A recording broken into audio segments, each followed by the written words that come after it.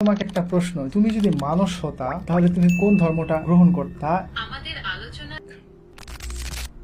হ্যাঁ জেমিনি, তুমি কি আছো এখনো? আমি এখানে আছি। আপনি কি কোনো সাহায্য চান? হ্যাঁ, আমি তোমাকে কিছু প্রশ্ন করতে চাই। অবশ্যই জিজ্ঞাসা করুন। আমি উত্তর দিতে প্রস্তুত। আচ্ছা, পৃথিবীতে তো অনেক ধর্ম আছে, যে ধর্মগুলিতে বিভিন্ন দেবদেবীর পূজা হয়। তো আমি শুধুমাত্র আজকে ইসলাম এবং হিন্দু ধর্ম নিয়ে প্রশ্ন করতে চাই।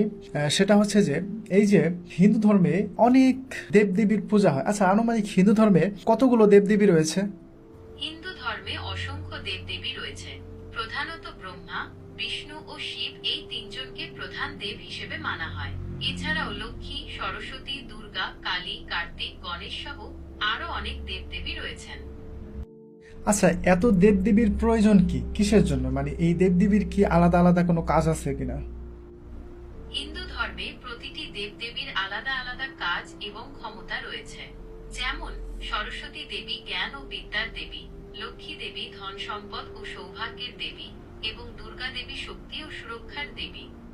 তাহলে ধরো আমার যদি জ্ঞানের প্রয়োজন হয় এবং ধন সম্পদের প্রয়োজন হয়, তাহলে আমাকে দুইজন আলাদা আলাদা দেবীর কাছে বা দেবের কাছে যেতে হবে, তাই না? মানে একজনের কাছে গেলে তো আর পাওয়া যাবে না। ধরো আমি সরস্বতীর কাছে গিয়ে চাইলাম আমাকে আপনি ধন সম্পদ দেন আর আপনি আমাকে জ্ঞান দেন, তাহলে কি সে দিতে পারবে?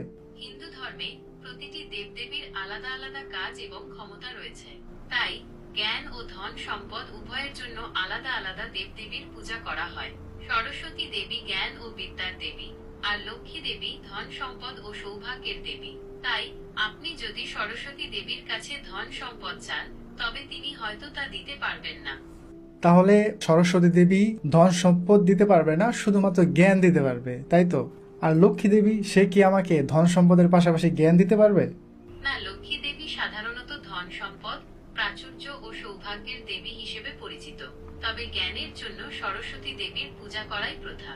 আচ্ছা, ধরো প্রচন্ড গরম পড়ছে, বিশেষ করে এখন বাংলাদেশে প্রচন্ড গরম, তো এখন আমার বৃষ্টির প্রয়োজন।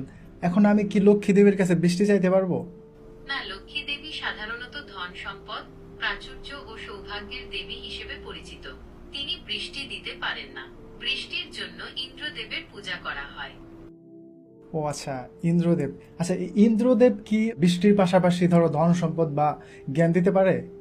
হিন্দু ধর্মে ইন্দ্রদেব বৃষ্টি ও বজ্রপাতের দেবতা। তিনি সাধারণত ধন সম্পদ বা জ্ঞান দান করেন না।